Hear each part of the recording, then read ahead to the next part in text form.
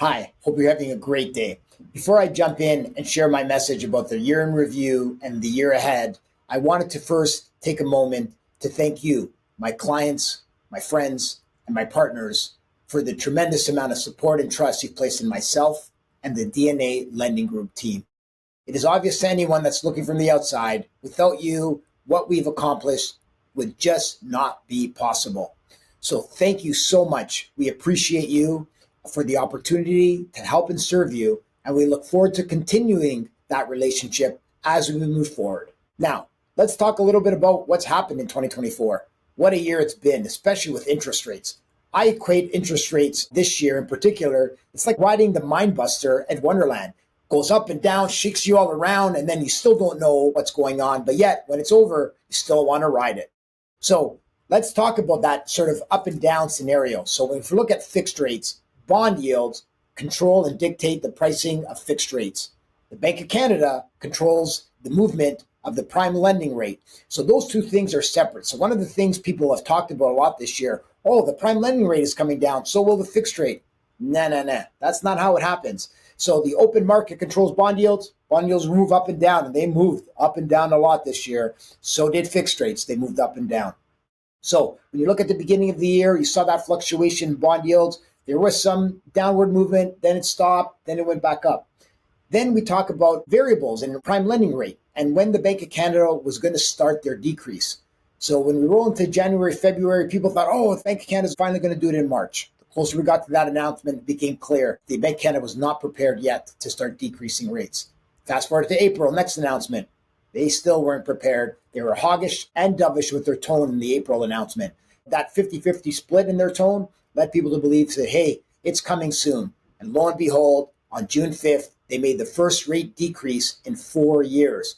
Welcome news to Canadians, but it didn't take those Canadians off the fence all that much because they were still didn't have a lot of faith in the Bank of Canada because of what they did in 2020 and 2021 to all Canadians, telling them, hey, go ahead and invest your money, buy a home, start a business. Rates are going to be low for a long time.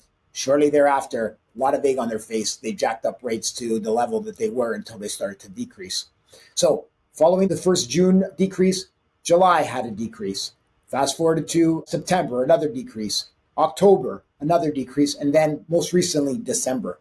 Now, the last two, October and December, were what we consider jumbo decreases. So all in all, by the end of this year, the prime lending rate has dropped by 1.75%. Great news, bringing the overnight rate, which was at 5%, down to 3.25%.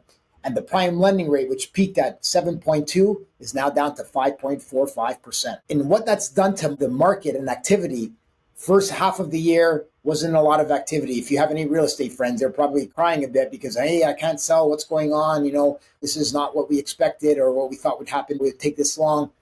But then once the rates started to change a bit in the summer, people started to sort of have more of an open mind of what was going to happen. And they started to engage, whether it's a real estate agent, a mortgage professional, about, hey, let's run some numbers. But activity was still sort of slumping. Then you fast forward to the September one, it got more and more people. Because remember, consumer confidence dictates behavior. Interest rates dictate activities and also dictates levels of prices up and down. So as those rates came down, more activity came in, more consumer confidence came in, and behavior started to change. So the year as a whole was a positive one for Canadians, especially those in variable rate products. They finally saw some relief. And there are strategies, of course, that you can implement as this rates decrease start to happen. Reach out if you need to chat with me about that, because there are strategies if we can make a recommendation that we'd like to make. Now, as we go into 2025, what should we expect happening? More good news on the interest rate front. So the market expects that the prime lending rate in 2025, by the end of 2025, will be down by anywhere between 1 to 1.5%. Depends on the economist you're talking about. But even if it goes down on the low end, so if it goes down by 1%, that would mean the prime lending rate would be 4.45%. If you have a variable product at prime minus 50, prime minus 60, prime minus 70, prime minus 80, you're going to see your interest rate by the end of 2025, if you're in a variable product, have a 3 that starts in front of it. Whether it's low three, mid three, or high three will depend on the transaction and the type and also the discount you've gotten. Now, where do we see fixed rates going? With the election that happened in the US and Trump's coming into office again, we'll see. And all of this talk about tariffs and what they want to do and what they want to do globally, not just for Canada, could impact the bond market. So, something that folks tend to forget, and I want to remind everyone about this. Historically speaking, we're talking about the last 40 years, variable rates have always been lower than fixed rates because the perceived risk associated with variable, because of that perceived risk, what happens, then of course that variable should be lower than a fixed, which is guaranteed. You know exactly what you're going to pay. So what you're going to start to see in 2025 is the reversion back to variables being lower than fixed. And in fact, in some cases, variable rates are already lower than fixed rates that are available in the market. So that's welcome news. But what's important for you to know about this, you need to have someone that's going to provide counsel and advice that makes sense for you and your family. So it's important if you're going through this, you yourself, or you have family or friends that are still stressing, or they're looking to get in, but they're weary about the market. Guess what? Have them reach out to myself and the DNA Lending Group team, and we'll walk them through. Because there's no better thing than people can do is to at least have a conversation, whether it's an uncomfortable one or a comfortable one. One thing I believe in, it's important to get comfortable with being uncomfortable in order to move forward. So as we see those rates sort of change, I'll give you my 2 cents about where I think they're going to land. So variable rates by the end of 2025, like I said, low, mid, high threes. Fixed rates will likely be high threes, low fours. There should be a discrepancy, or the delta between variable and fixed will probably be anywhere between 0.5% to 1%. So let's call it in the middle there, 0.75 difference. So if you have a 4% fixed rate, you should see a variable at 3.25%. Now, let's get away from the interest rate conversation and talk about the value of products. Because remember, people will only choose rate over value when there is an absence of value. So when I say absence of value, it's in the person communicating the message. They're not really getting to the point of why there's value there. The product itself, what does it do for you and your clients? Super important. So when we look at a variable product, and I've been a variable product believer for the 30 years I've been doing this business, especially the last 13 years as I've been a broker and consulting on this. But I haven't been an advocate of it. And obviously, up until rates started to decrease and we had a very good stronghold that was happening, I was not advocating because it did not make financial sense. But variable products, the reason why I believe in them, because they add flexibility to your plan. You can always, don't forget, if you're in a variable product, lock in to a fixed product at any time at no cost.